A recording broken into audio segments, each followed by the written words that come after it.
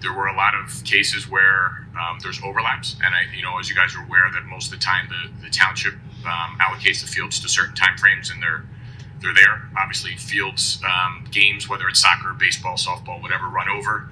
So then we're impacted by that run over because basically the township or the school district used every field that we used, right? So there was a huge overlap between both of those.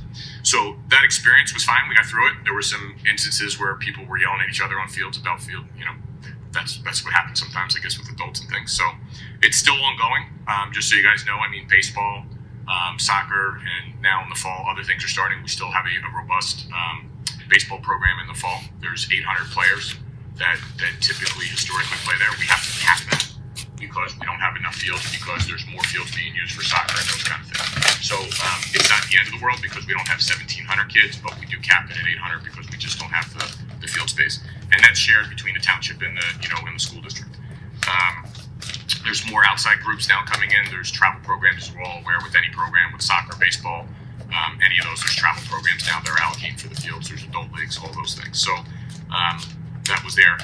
I don't have the specifics, but the experience at Black Rock this year was not perfect for those students playing baseball and softball. As everybody well knows, there was some conflicts with JCC. That plan fell through with using a third party for a field.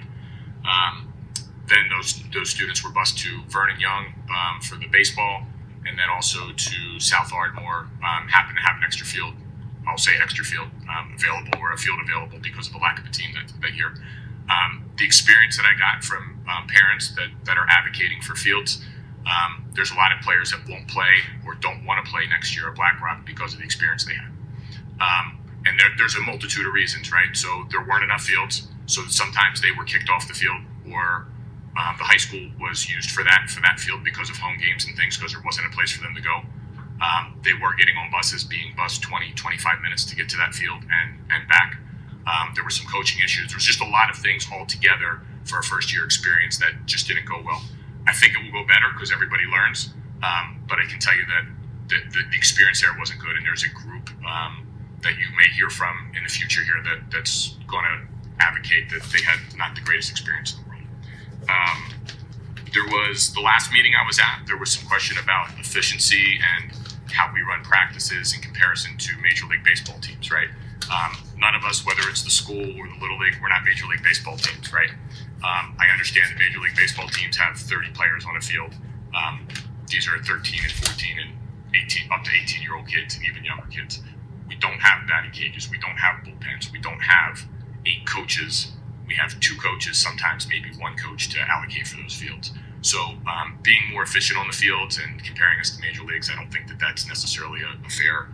I just wanted to, for the future, again, talking about the summer, there's plenty of Legion ball with Narberth, and I know Narberth is a subset of Lower Merion, but we use the fields. There are 4 or 5 teams there, plus all the sub-allocated committees, so the fields don't go unused during the summer. And then the same thing's going to happen here in the fall. Again, baseball, soccer, lacrosse gets into the mix, and flag football. We are now applying for our permits. It's for the school board and for the township for the fall as the summer season ends. In the recent weeks, for the recent couple days, actually yesterday as a matter of fact, we have found out now that the school district is going to limit use on the fields in the fall for basically overuse, for lack of a better word. Is that they've been overused. They're only going to limit us to outside communities to 50%, right? That's kind of where we're at right now. So that means every other weekend now we get fields on the school district fields, and that's flag football. The flag football community, there's about 500 kids that play for Narberth, 800 kids for the Lower Merion Township, the baseball community and stuff. So that field allocation is really going to sting. We're going to have to be creative to figure out how to make these kids be able to play, whether they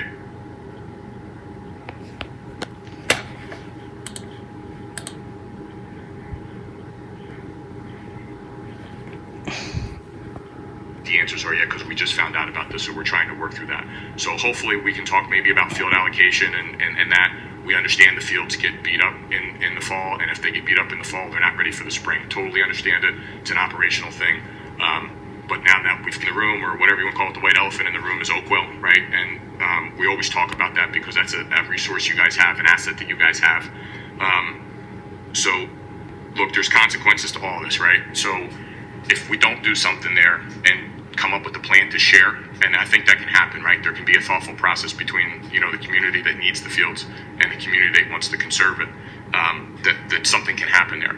The consequence is that the school board decides to sell the property, and it goes to maybe not a conservancy, it goes to Villanova, right?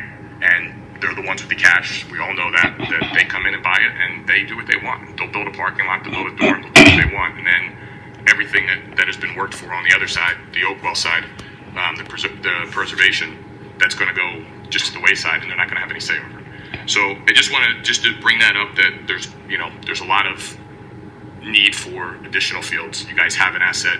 It's something to be considered, how we can figure out how to share it.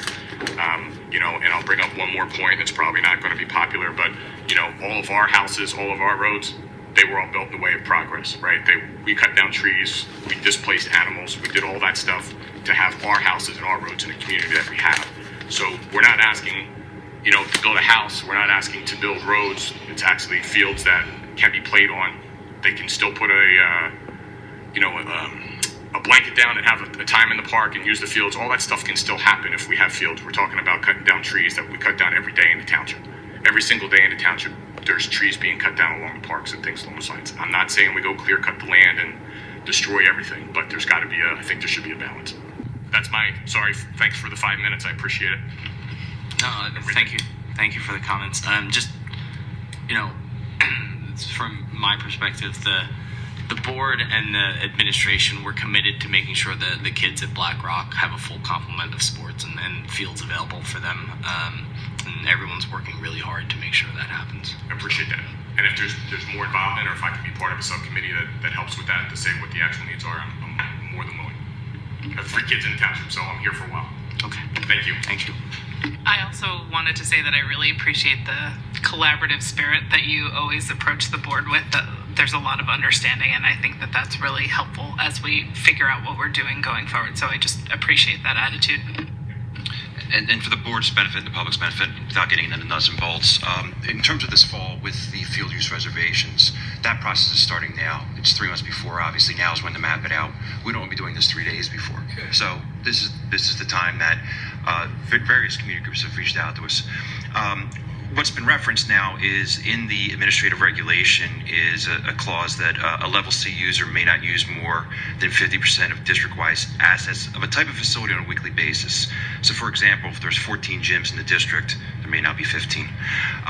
If that's over the course of a week, 98 possible gym uses, one group could only have 49, right? And that just kind of helps to keep it balanced. In terms of where we are with the fields and for this fall, we have not gone and counted every one to make sure the percentages were at any threshold one way or the other. However, with the fields, anytime if we're getting into and we're getting there, 100% utilization or 100% scheduling, it just becomes overloaded, and it also creates excessive wear and tear on the fields, which are struggling right now with the weather the way that it is, and also creates no cushion from scheduling. So that's where some of the responses that some of the community groups are getting is based on our implementation of that particular part of the regulations. Now, the nuts and bolts are, obviously, we want to find the best combination to match the programmatic needs of the groups, the field use, the field health, and things of that nature. So I've already reached out to Mr. Given, obviously with Lower Merion Little League. We can look at where we have some adjustments to be made. There's other community groups that currently have active permits, and that's all part of what we do on an annual seasonal basis. So I just wanted to let the board know that we're still continuing to follow up to make sure that we find that right balance.